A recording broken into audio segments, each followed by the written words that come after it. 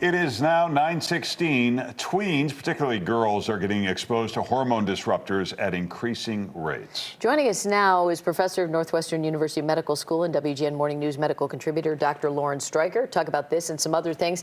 So we're talking about preteens doing this, going to the makeup stores and doing this skincare routine. And is this related to this hormone disruptor stuff? Absolutely. So hormone disruptors are something that's been around for a while in terms of being a concern, because when we look at a lot of health conditions that we're seeing more of, things like endometriosis, fibroids, polycystic ovarian syndrome, and also early puberty. I was on a few weeks ago talking about that the age of which girls are getting their period, and boys too, is getting younger and younger. And part of this, of course, is because of obesity, but a huge part of this is also because of exposure to these endocrine disruptors. Now, an endocrine disruptor is any substance, any product that is either going to mimic a hormone or block a hormone.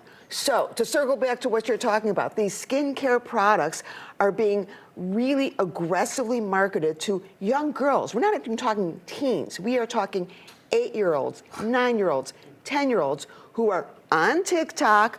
I had no idea that these kids are like obsessed with TikTok, looking at they're called skinfluencers.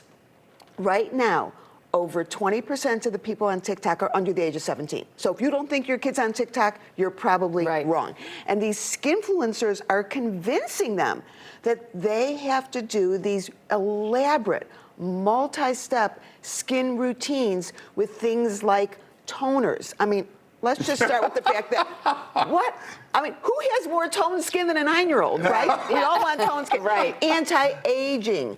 They have them doing moisturizers. It is not unusual for an 8, 9, 10-year-old kid to have a crazy routine where they are putting up to 10 products on their face. But their parents are buying these products. Their parents are buying it. This is what they're asking for on their birthday and Christmas, as they want these gift certificates. Do you know that this is almost a $3 billion business a year? Walk into a Sephora, you're not seeing people our age. No. You're seeing kids that are there in hordes, and they're all talking about, oh, I want this product and I want that product. So which products are dangerous for them? Well, this is the thing. First, let's start with the fact that these products are being marketed towards these kids. Things like Drunk Elephant, Elf, Ordinary, Bubbles. And so you think, oh, well, if it's being marketed towards young kids, it's got to be safe. Wrong. So I started to take a look, because I really got interested in this topic, and I'm going down this rabbit hole, and I thought, well, I'm going to identify what are the primary things to be concerned about so I can tell folks what to watch out for. Well, when I got to over 100 on my list of potential hormone disruptors that are found in these products, I'm like, oh my God. It is everywhere. It is everywhere. But I also want to be clear. While this whole skincare thing is a huge, huge issue, and these kids are being told that you have to do this to maintain your youth. I mean, they're 9, you know, and to prevent aging down the road. But it's not just in these skincare things. It is everywhere. We're seeing in hair care products and fragrances and foods. But the skincare thing is particularly of concern because these are such young kids that are getting exposed. And so by hormone disruptor, you mean they're chemicals? That's right. Well, sometimes actually a hormone disruptor is anything that's going to mimic a hormone or block a hormone. So in this case, we're talking chemicals, but it also can be just anything found in environmental things. Well, we had that list up. It's a little confusing. So it's processed foods. That's a big umbrella. Processed foods is huge. It's huge. So but when you think about processed foods, you well, should okay. So this is the thing. You know, I started to say, okay, so what's someone supposed to do if they want to make sure that their kid is not getting exposed to this stuff? Well, unless you live in a cave, you cannot avoid some exposure to these hormone disruptors. But processed foods is at the top of the list, because not only is processed foods loaded with these hormone disruptors, but it's also very much responsible for obesity. And here's where it gets confusing, because it's never just one thing. It turns out that these hormone disruptors are actually stored in fat, and they hang out for years. So with processed foods, you have the double whammy of not only having them exposed to these chemicals, but they're stored in the body longer. You know, one of the things that we're looking at is cancers. This huge uptick in early adult cancers. You're hearing about people in their 20s and 30s with colon cancers, ovarian cancers, all kinds of cancers, and again, it's coming back to this stuff. So, okay, so avoid the processed foods.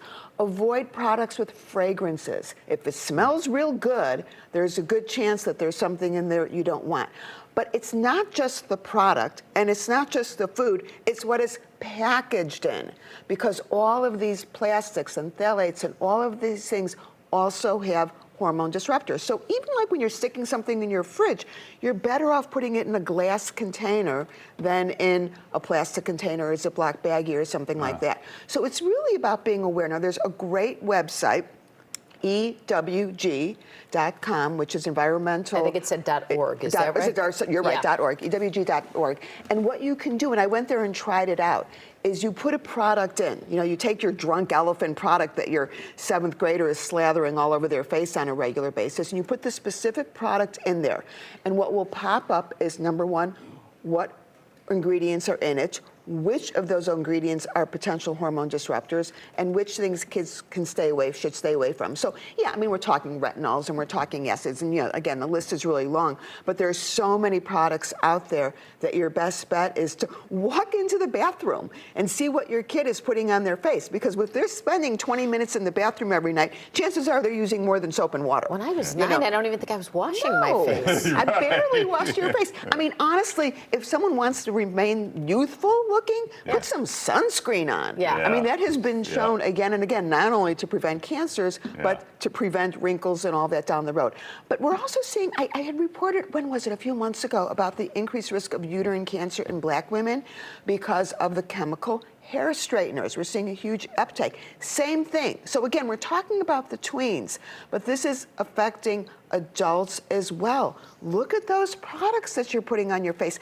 The FDA has nothing to do with making sure that they're safe. These are over-the-counter products. So they can put whatever chemicals they want, and they can put whatever they want on the label, saying, oh, this is safe, this is for youthful skin. So you think, of course, it's good for you, and it's not. But this can be avoided. There's just a little bit of due diligence, and when your kid asks for that Sephora gift certificate, maybe encourage them to do something else with their time and money, and make them realize that they don't need this stuff to be attractive. Oh, well, it's fascinating. Check out Dr. Streicher's Inside Information podcast, Menopause, Midlife, and more. Talk more about it. Thanks for being here. Thank you. Time for On Town. Hey, Anna.